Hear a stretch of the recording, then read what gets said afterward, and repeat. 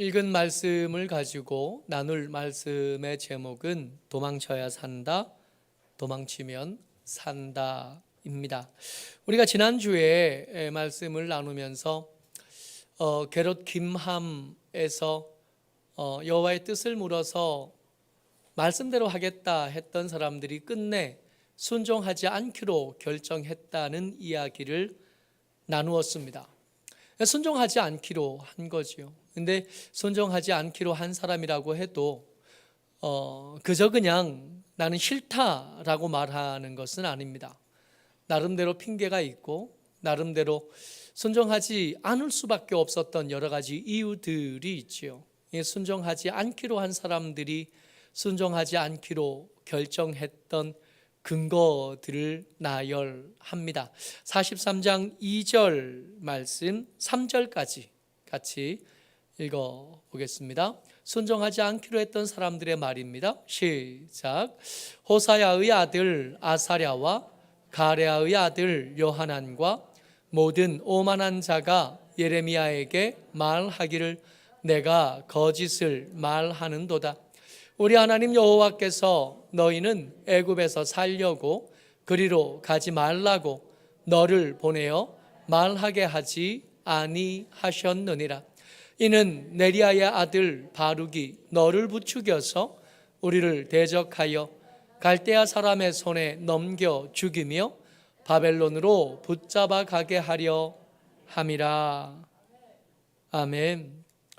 순종하지 않는 사람들도요, 이유가 있는 거지요. 손가락 꼽아보면 우리가 순종하지 못할 만한 100가지 정도의 이유는 그렇게 고민 많이 하지 않아도 찾아낼 수 있습니다.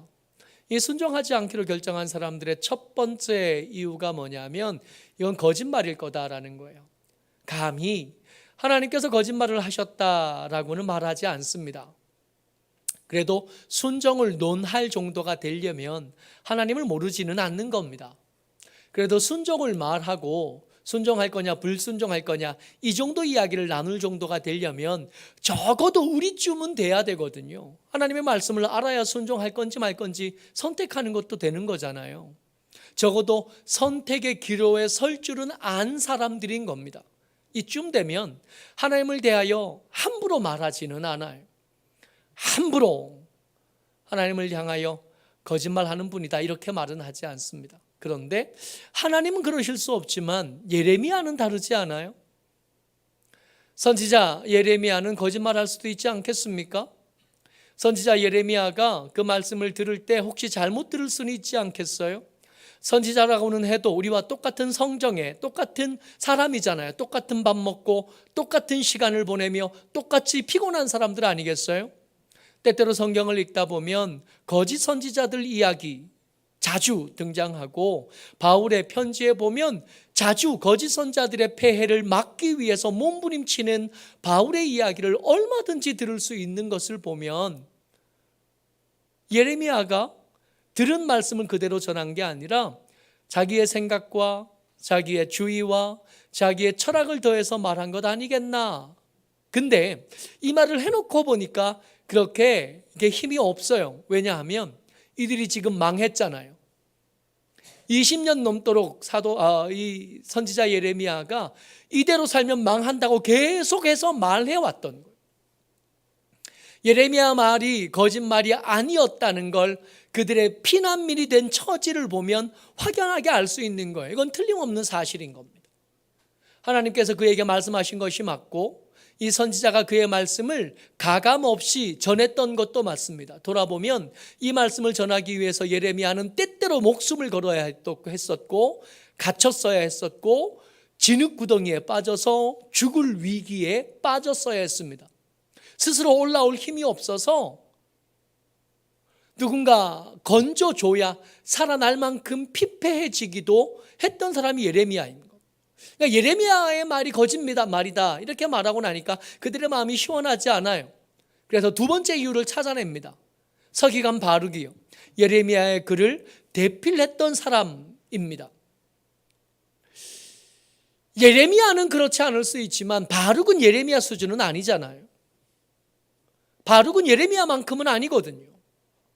예레미야가 하나님의 사람이면은 의심이 1도 없을 수 있지만, 누구도 예레미야의 말은 권위를 부여할 수 있지만 예레미야의 마음이 흔들리게 할 법한 사람이 바룩인데, 이 바룩이 예레미야를 부추겨서 아니 우리의 말을 끝까지 안 듣는 사람 아니냐, 이 사람들을 향하여 하나님의 긍휼을 말함이 무슨 소용이 있겠냐고, 그냥 이들 잘 꼬드겨서 여기 남아있게 하면 바벨론의 군대, 느부갓네살의 군대가 와서 이들을 다 처리해 줄 텐데, 그러면 우리를 죽이려 했던 그들을 향한 복수가 되지 않겠냐. 그럴 법하잖아요. 홍해가 갈라졌다는 것, 바다가 갈라졌다는 걸 어떻게 믿을 수 있냐. 밤새 바람이 불었겠지. 그 바람이 우리가 생각하는 것과 다른 바람이었겠지. 그 바람이 심지어 바다를 물러가게 할 만큼이었겠지. 애초에 그 바다가 갈라졌다고 하는데 그 바다의 별명이 갈대바다 아니냐. 깊은 바다가 아니라 얕은 수렁이나 얕은 물가일 수 있지 않겠냐. 지금은 거기가 바다라고 하지만 2000년쯤 지났으니, 아니 3000년쯤 지났으니 지형이 얼마든지 바뀔 수 있지 않았겠냐. 물 위를 걸었다는 걸 어떻게 믿냐? 사람이 물 위를 걷는다는 게 어디 가능하냐? 그게 아니라 얕은 물가를 걸어오시는데 안개가 껴서 그게 물가였는지 얕은 물 위였는지 그게 잘 못 보인 거 아니겠느냐? 죽었다는 걸 어떻게 믿겠냐? 죽은 게 아니라 어설피 죽은 건데 서늘한 동굴 안에 있다 보니 정신을 차린 것일 수 있지 않겠냐? 죽은 사람이 부활했다는 걸 어떻게 믿겠냐? 제사장들이 주장했던 것처럼 그의 제자들이 그 예수의 시체를 가져다가 숨기고 예수를 부활했다고 말한 것 아니겠냐? 여러분, 믿지 않기로 결정하고 믿지 않겠다고 결정하고 나면 어떤 것들도 하나도 믿을 수 없는 것이 되는 것은 생각보다 훨씬 더 쉽습니다. 여론이라는 것을 믿을 수 없다는 거 우리 경험해보고서 알지 않아요? 여러분, 우리가 요즘 기술이 많이 발달해서 알고리즘에 따라서 우리가 보잖아요. 우리가 유튜브를 켜거나 인터넷에 검색하거나 하면 그 기록들이 그대로 남아서 내가 유튜브를 켜기만 해도 내가 좋아하는 영상들이 차례로 이렇게 뜨는 거잖아요. 한번 검색해 놓으면 그 검색한 기록이 남아서 내가 볼만한 영상들을 순서대로 띄우는 거 아니겠어요? 여러분, 그러면 내가 유튜브 영상을 보는 것이 내가 선택한 거예요? 알고리즘이 선택해 준 거예요? 내가 물건을 사는데 내가 한번 물건을 사고 나면 그 뒤로 그 관련된 물건들이 쭉 나오는 거 아니겠어요? 그러면 내가 물건을 사는 거예요? 알고리즘이 사라고 말해주는 물건을 사는 거예요? 막상 사놓고는 안 쓰는 것들 너무 많지 않아요? 안 믿기로 작정하고 보면 성경을 어떻게 믿습니까? 믿지 않기로 결정하고 나면 흠을 찾아보려니까 수백 가지는 쉬워요. 수천 가지도 우습고 수만 가지도 시간만 들이고 조금만 자리에 앉았다면 얼마든지 만들어낼 수 있습니다. 오늘 아침에 역대하 말씀을 나누는 중에 히스기야가 개혁을 시작해요. 근데 여러분, 히스기야가 계속 개혁할 수 있는 바탕에 아무것도 없습니다. 북이스라엘은 망했어요. 그 바벨론의 군대가, 아니 그 아수르의 군대가 이미 예루살렘을 다녀갔습니다. 성전 안에 아무것도 없어요. 성전 문을 열고 들어가면 그 안에 하나님의 번제단이 있는 것이 아니라 우상을 섬기는 신당이 거기 있어요. 아하스가 만든 거예요. 돈이 있어요, 군사력이 있어요, 힘이 있어요, 세력이 있어요. 아무것도 없어요. 하지 않기로 결정하고만 한다면 하지 않을 이유는 100가지, 1000가지, 10,000가지도 있습니다. 근데 히스기야가 개혁을 시작해요. 제일 처음 뭘 하냐면 씻자. 제사장들과 레위인들에게 부탁합니다. 우리 씻자. 원래 성전에 들어가면 제일 먼저 뭐 해야 돼요? 씻는 것부터 먼저 하는 겁니다. 그러니까 아무리 돈이 없어도 씻을 수는 있잖아요.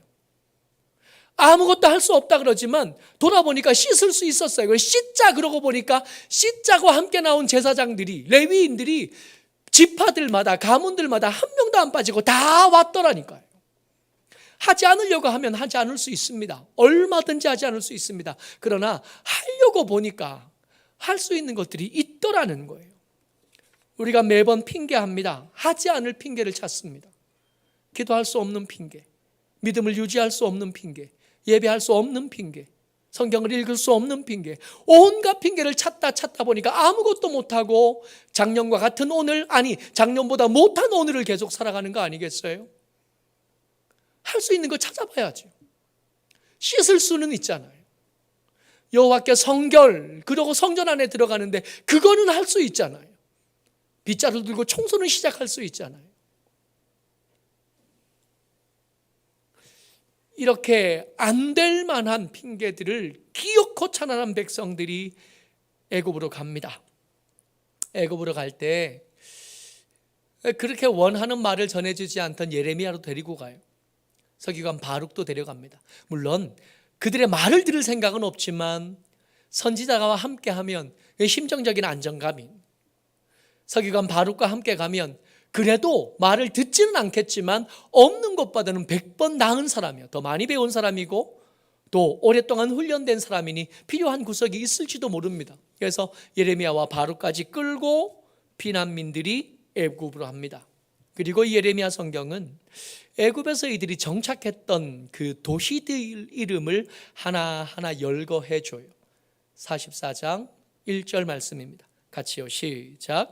애굽 땅에 사는 모든 유다 사람 곧 믹돌과 다바네스와 놉과 바드로스 지방에 사는 자에 대하여 말씀이 예레미야에게 임하니라 이르시되, 그래서 예레미야 44장은 애굽에 살기로 결정한 사람들에게 주신 하나님의 말씀입니다. 그런데 그들이 이제 칼이 없는 곳, 전장에 나팔 소리가 없는 곳, 안 굶어도 되는 곳, 뭐 이런 곳 찾아서 애굽까지 간 거 아니에요. 그 애굽 땅에 가서 그들이 정착한 도시들이 믹돌과 다바네스와 놉과 바드로스 지방이래요. 그 중에 유독 바드로스라고 하는 지방이요. 이 바드로스라고 하는 지방이, 바드로스라는 말의 이 뜻이 뭐냐 하면 남쪽의 땅이라는 뜻입니다. 이스라엘 백성들이 남쪽 땅에 가고 싶었던 거예요. 왜 남쪽일까요? 왜 그 땅을 남쪽의 땅이라고 불렀을까요? 이들이 지금 왜 도망왔어요? 북쪽에서 기울어진 솟에서 쏟아진 여호와의 진노를 피해서 도망간 거예요. 북쪽에 지금 누가 있어요? 우리를 만나면 언제든지 우리를 죽이려고 할 느부갓네살의 군대가 북쪽에 있는 거예요. 북쪽에 위험이 있으니까 어디로 도망가야 돼요? 남쪽으로 도망가요. 북쪽에서 가장 먼 곳 남쪽으로 도망간 겁니다. 그래야 조금이라도 안전하겠으니까. 근데 이름은 바드로스, 남쪽의 땅이라고 붙였지만 사실은요, 이 남쪽의 땅 바드로스가 애굽 입장에서 보면 가장 북쪽에 있는 땅이에요. 애굽 사람들이 보면 이게 얼마나 우스우냐 하면 그 땅의 이름은 뭐라고요? 남쪽의 땅. 애굽 사람들이 보기에 그 땅은 어디 있어요? 북쪽에 있어요. 다바네스도 그래요. 다바네스는 애굽이 작정하고 만든 계획 도시입니다. 뭐 하라고? 혹시 시리아가 쳐들어오면, 혹시 아수르가 쳐들어오면, 혹시 바벨론이 쳐들어오면 제일 먼저 그 군대를 막고 소식을 전하라고 만들어 놓은 고기방패들의 도시. 그 후로 애굽은 끊임없이 북쪽 제국하고 싸웁니다. 때로는 가끔씩 밀고 올라가기도 하지만 거의 대부분 북쪽 제국이 밑으로 내려와서 전쟁을 시작했어요. 그때마다 바드로스는, 그때마다 다바네스는 전쟁터인 겁니다. 이기기 위한 전쟁터가 아니에요. 나팔을 불 수 있는 최소한의 시간을 버는 전쟁터. 그러면 저기 있는 사람들은 살 가능성이 많은 거예요? 죽을 가능성이 많은 거예요? 저기는 살라고 만들어 놓은 도시가 아니라 군대가 오면 나팔 불고 죽으라고 만든 도시입니다. 여러분, 우리가 불순종해서 자리 잡은 곳, 우리가 하나님의 말을 거절하고 하나님의 말씀을 외면하고 거슬러서 살면서 거슬러 살기 위해서 자리 잡은 그곳이에요. 거기가 우리가 뜻했던 것처럼, 우리가 기대했던 것처럼 전쟁의 소문이 없고 곡식이 풍성하며 안전한 곳이던가요? 오히려 그곳에서 더 심각한 전쟁을 맞이하고, 오히려 그것에서 더 위태로운 삶을 경험하고, 오히려 그것에서 전쟁 같은 삶에서 지쳐갔던 거 아니겠어요? 오죽하면 하나님께서 하나님의 백성들을 부르실 때 그 부르시는 과정을 뭐라고 부르냐 하면 구원이라고 부릅니다. 하나님을 떠난 백성들이 삶에 사는 삶의 자리는 삶의 자리가 아니라 죽음의 자리였던 거예요. 그래서 그들을 건져내야 되니까 이 건져내는 과정을 구원이라고 부른다고. 기껏 떠나서 사는 곳이 바드로스입니다. 기대하기는 남쪽의 땅이 되기를 바라지만 현실은 북쪽 땅인 거예요. 거기 있다가 전쟁이 시작되면 먼저 죽는, 거기 있다가 재앙이 시작되면 제일 먼저 죽는 곳. 기껏 불순종해서 자리 잡은 곳이 기대했던 것과 다르고, 원했던 것과 다르고, 바랬던 것과 다른, 오히려 피하고 싶었던 더 큰 칼과 더 큰 재난과 더 큰 전염병에 시달리는 자리였던 것. 모쪼록 좋아요, 여러분들. 혹시 이럴까 저럴까 고민하고 계신다면 오늘 이 바드로스를 기억하셔야 됩니다.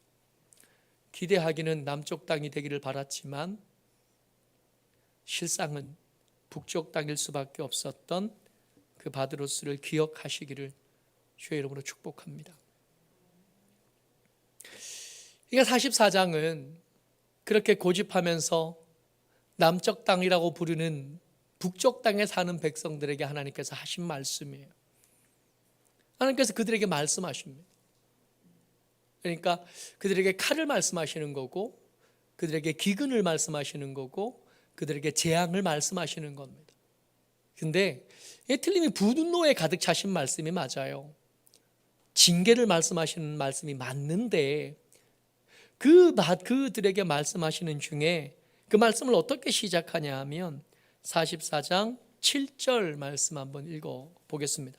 7절이요. 시작. 만군의 하나님 이스라엘의 하나님 여호와께서 이와 같이 말씀하셨느니라. 너희가 어찌하여 큰 악을 행하여 자기 영혼을 해하며 유다 가운데에서 너희의 남자와 여자와 아이와 젖먹는 자를 멸절하여 남은 자가 없게 하려느냐. 진노의 말씀을 하고 계시는 게 맞습니다. 하나님께서 분노를 쏟으시는 게 맞고 하나님께서 징계를 말씀하시는 게 맞아요.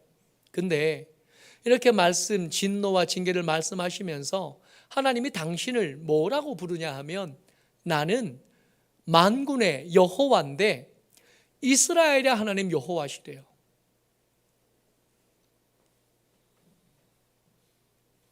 나는 만군의 하나님인데 나는 이스라엘의 하나님 여호와시래요. 여러분, 우리가 자주 소망에 대한 이야기를 합니다.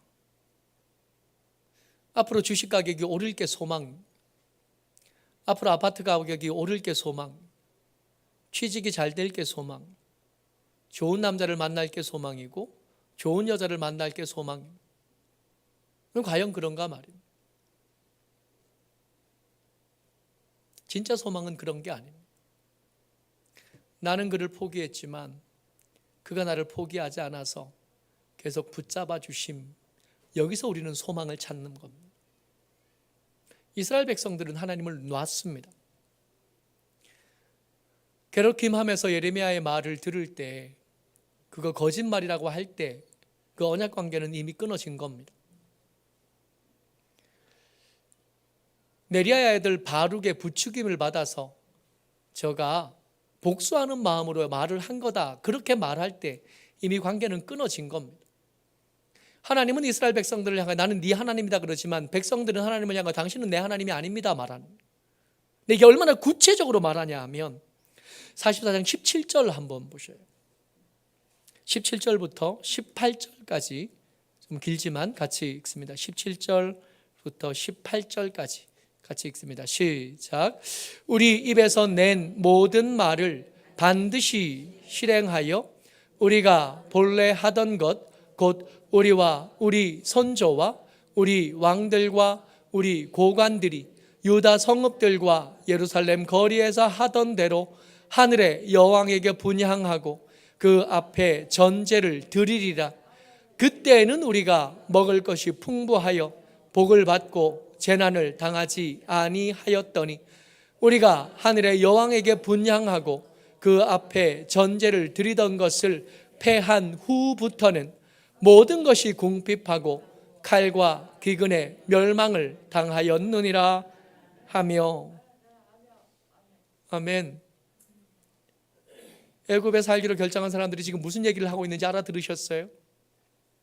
우리가 언제부터 이렇게 궁핍하여졌다고요? 하늘 여왕에게 제사하던 걸 멈추고 나서 이렇게 됐다는 겁니다.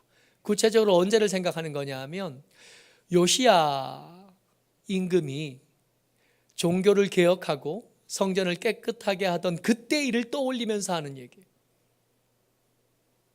그때 괜히 개혁해서, 그때 괜히 성전을 청소하고 주변을 깨끗하게 하는 바람에 우리가 이렇게 가난해진 거 아니에요.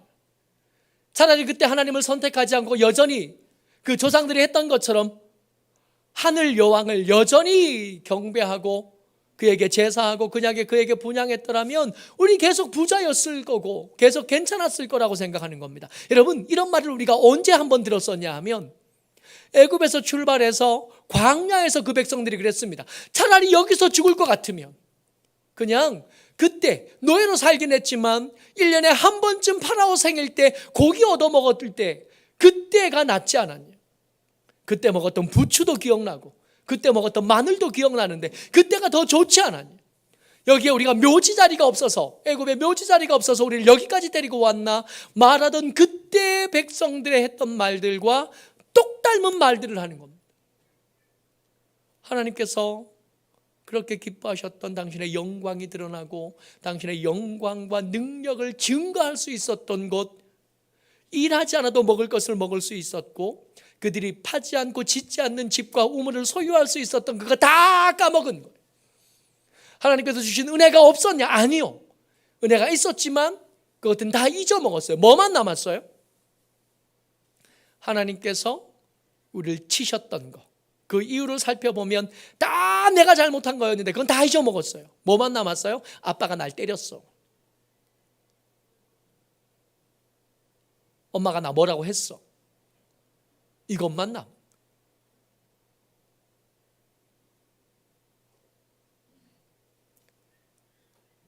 출애굽한 지 1000년이 지났습니다. 1000년이 지나는 동안 한 걸음도 앞으로 못 갔습니다. 그러니까 여러분, 하나님께서 이스라엘 백성들, 이 유다인들, 애굽으로 살기로 결정한 이 사람들에게 나는 만군의 여호와다, 나는 이스라엘의 하나님 여호와다라고 말씀하시는 게 이게 얼마나 큰 은혜인가 말이에요. 그럴 자격이 있어요. 차라리 하늘 여왕에게 경배할 때가 더 좋았어 라고 말하는 그 백성들에게 여전히 아직도 나는 그들의 하나님 여호와. 여러분, 이게 소망입니다. 있다가도 없는 그 돈이 우리에게 소망이 아니라 이게 소망입니다. 무능하고 배덕하고 그렇게 오랫동안 먹이고 길렸던 거 다 잊어먹고 아빠가 나 때렸어, 아빠가 나 미워했어, 그것만 기억하는 그 모진 아들에게 여전히 내가 네 아비다 라고 말씀해 주시는 하나님의 이 사랑이 우리에게 소망입니다. 여러분, 어떤 게 소망입니까? 오늘은 소망이었다가 내일은 함정이게 되는 거, 그러다가 인생이 망하는 거 아니겠어요? 오늘 있다가 다음에는 없어지는 거, 이게 소망일 수는 없습니다. 그 소망 때문에 우리가 살아야 되는데 가장 위기의 때에 그 소망 때문에 우리가 하루를 버티는 거고 한 걸음을 더 걷는 건데, 그 소망이 우리가 힘들 때 엉뚱한 것들은 다 떠나고 없어질 것들이잖아요. 그게 소망이 될 자격이 없어요. 때때로 그게 간증일 수 있고 때때로 그게 하나님의 은혜일 수는 있지만 그게 소망일 수는 없습니다. 한결같이 그렇게 내침을 당하시고 버림을 당하신 뒤에도 계속 나는 그들의 하나님이야 라고 말씀하시는 하나님이 우리의 소망입니다. 그래야 위기 때에 우리가 살아남을 수 있습니다. 오늘 설교의 제목이 도망치면 산다, 도망쳐야 산다. 하나님께서 이 분노와 저주를 쏟아내시는 중에 하시는 말씀입니다. 오늘 읽었던 말씀인데 13절, 14절 이어서 같이 읽습니다. 시작. 내가 예루살렘을 벌한 것 같이 애굽 땅에 사는 자들을 칼과 기근과 전염병으로 벌하리니 애굽 땅에 들어가서 거기에 머물러 살려는 유다의 남은 자 중에 피하거나 살아남아 소원대로 돌아와서 살고자 하여 유다 땅에 돌아올 자가 없을 것이라. 도망치는 자들 외에는 돌아올 자가 없으리라 하셨느니라. 여러분, 이 말씀, 방금 읽은 이 말씀 어떻게 들려요? 돌아올 수 있는 자가 있다로 들려요? 없다로 들려요? 그냥 언뜻 듣기에는 돌아올 자가 없습니다. 여러분들, 이 사람들 애굽에 살면서 소원은 뭐예요? 이 위기 때가 지나면 어디 가서 살고 싶어요? 유다 땅에서 살고 싶어요. 소망은 그래요. 근데 소망은 있지만 지금 형편과 사정이 그렇지 못하니까 못 가는 것뿐이에요. 우리가 매번 그러잖아요. 은퇴하고 나면, 아이들 다 키우고 나면 봉사활동도 좀 하고 좋은 일도 좀 하고 그렇게 살겠다고 말은 하잖아요. 우리 엄마 맨날 그랬거든요. 은퇴하고 나면 아파트에 살지 말고 조그만 땅이라도 땅 있는 데 가서 그렇게 살겠다가 말은 그렇게 하지만 실제로 그렇게 사는 사람 별로 없잖아요. 소원은 그래, 소원은. 근데 실제로 그 소원을 이루는 사람이 있다고요, 없다고요? 없다고요. 근데 예외가 있습니다. 예외가. 아무도 그 소원을 가진 사람은 못 돌아올 텐데 어떤 사람이 돌아올 거냐 하면 도망치는 자들은 돌아온다는 거예요. 어디서 도망치는 거예요? 어디서? 하늘 여왕에게 제사할 때가 좋았다라고 말하는 그 불신앙에서 도망치는 겁니다. 하나님이 어떻게 우리를 지켜주시겠나? 그거 어떻게 믿을 수 있나? 그거 못 믿겠다고 말하는 그 믿음, 불순종을 선택한 것에서 도망치는 겁니다. 이 말씀은 살 수 없다가 아니라 도망치면 산다는 얘기예요. 도망치면 살 수 있다는 겁니다. 세상에 대한 기준이 달라요. 세상은 어떤 곳이에요? 바드로스 같은 곳이에요. 남쪽 땅이라고 여겨지는. 근데 실제로는 뭐예요? 북쪽 땅이에요. 거기 계속 살면 어떻게 돼요? 죽을 수밖에 없어요. 거기서 살려면 어떻게 해야 돼요? 도망가야 돼요. 거기 있으면 안 돼요. 미국의 그 국정무역센터가 그 항공기에 부딪혀서 무너졌을 때, 그때 한참 그 9.11 사태가 있었을 때 이게 무너지는 것을 배경으로 굉장히 유명한 설교가 있었습니다. 여러분, 자본주의에서 도망치십시오. 안전하다고 말하는 거짓말에서 도망치십시오. 여러분들이 여기서 부유해지고 풍요로워지고 평화를 누릴 수 있다고 말하는 그 거짓말에서 도망치십시오. 그러니까 세계의 자본주의가 무너진 현장이에요. 그때 뉴욕에 있던 사람들이 갑자기 믿음이 좋아져서 점심때 식사 시간이 되면 그 주변에 있는 작은 교회들로 갔었대요. 기도하러.